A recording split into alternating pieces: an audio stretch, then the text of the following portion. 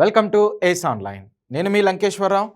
ఈ వీడియోలో కే స్టార్ అంటే కొరియా డెవలప్ చేసినటువంటి ఒక ఆర్టిఫిషియల్ సన్ అన్నమాట. కే స్టార్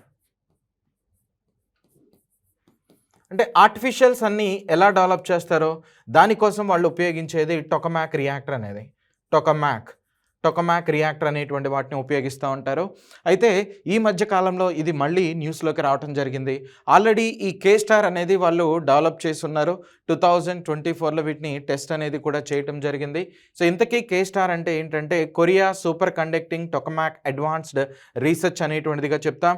సో దీన్ని ఆపరేట్ చేస్తుంది Korea institute of fusion energy decision అనేటువంటి ఈ బాడీ. సో సౌత్ కొరియా వీళ్ళు ఈ సూపర్ కండక్టింగ్ టొకమాక్ రియాక్టర్ ఏదైతే ఉందో ఇలాంటి వాటిని ఆపరేట్ చేస్తున్నారు అనమాట. సో ఇంతకీ ఈ కే స్టార్కి ఉన్నటువంటి స్పెషాలిటీ ఏంటి అని అంటే 2023-24 మధ్యలో వీళ్ళు ఎక్స్పెరిమెంట్ అనేటువంటిది కండక్ట్ చేయటం. సో ప్లాస్మా స్టేట్ ఇలాంటి వాటిని ప్లాస్మా స్టేట్ రిలేటెడ్ మెటీరియల్ అనేటువంటి దాన్ని డెవలప్ చేయటం.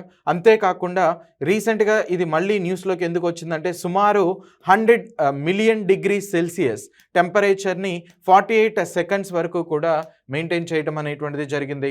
ఒక రికార్డ్ని నెలకొల్పడం అనేటువంటిది జరిగింది కే స్టార్ అంతకుముందు దాంతో కంపేర్ చేసినట్లయితే.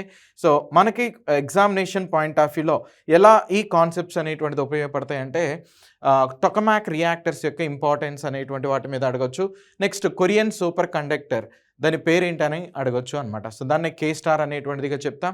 ఇలాంటి వాటి ద్వారా మనం ఏం చేయొచ్చు అంటే ఫ్యూచర్లో మనం ఇప్పుడు ఉపయోగిస్తున్నటువంటి న్యూక్లియర్ పవర్ ప్లాంట్స్ ఏవైతే ఉన్నాయో వాటికి సంబంధించిన రిజర్వ్స్ అనేది యురేనియం కానీ ప్లూటోనియం కానీ ఇవన్నీ కూడా అయిపోతాయి.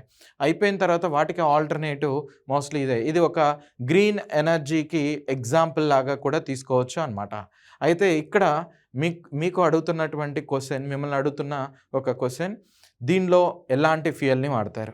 ఒకవేళ మీకు తెలిసినట్లయితే కింద కామెంట్ సెక్షన్లో మెన్షన్ చేయండి. Thank you.